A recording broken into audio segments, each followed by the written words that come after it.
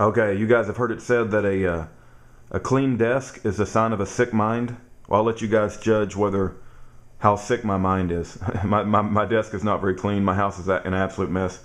Let me tell you a quick story, and then I want to share something with you.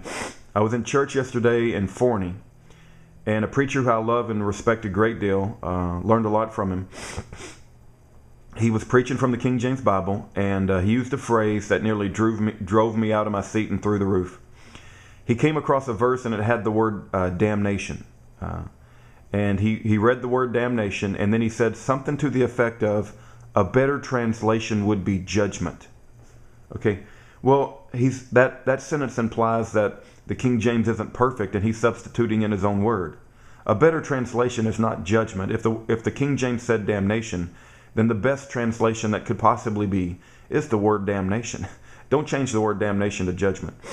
But anyway, I just wanted, a preacher is absolutely okay to share the meaning of a verse and to describe the broader context and to expound on a verse. There's nothing wrong with that. Just don't use phrases like a better translation would be, right? That's absolutely not appropriate when you're referring to the perfect Word of God. But anyway, I saw some comments from some folks that I respect a great deal, and they were saying, did Ken Hovind really endorse another Bible outside of the King James Bible? So this is the Evidence Bible. It's called Easy Reading, Comfortable KJV, compiled by Ray Comfort.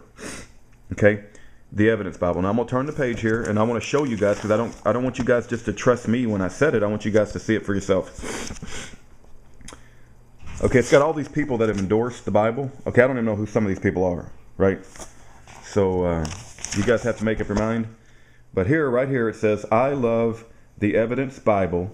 It should be a great help in drawing others to Christ. Dr. Ken Hovind, Director, Creation Science Evangelism.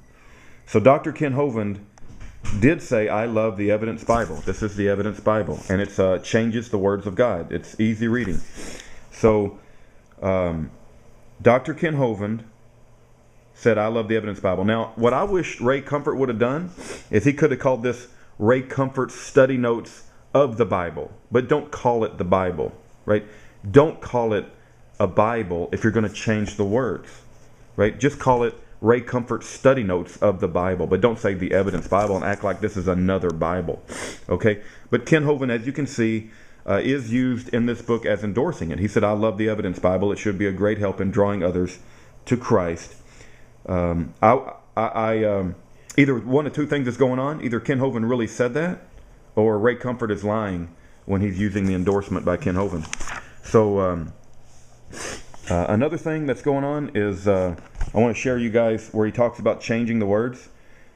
To help the Evidence Bible to be easily accessible, we have translated into contemporary English some archaic words from the King James Version, such as concupiscence, deceth, eschew, feigned, hon, heretofore, howbeit, entreaty, and waxeth. He goes on to try to give justification for this. You can, buy the thing and read it yourself. He talks about how the King James Bible was written for English, another country, indicating it probably wasn't written for America. When they speak another language, with what was commonly called King James English, this is all rubbish, okay? He's trying to give excuses for writing a copyrighted Bible in his own name, calling it the comfortable KJV. How arrogant do you got to be to change the words of God and then to call it the comfortable KJV when your last name is Ray Comfort, right? And then put a copyright on it, and then to say that you've corrected God's words because God didn't have the right words, so you just corrected him. This man right here, he's got to be very, very arrogant. And if it's true, Ken Hovind endorses this Bible. Now, I'm here to tell you, if you're a Bible believer, you recognize there's red flags, neon signs, and firecrackers going off left and right.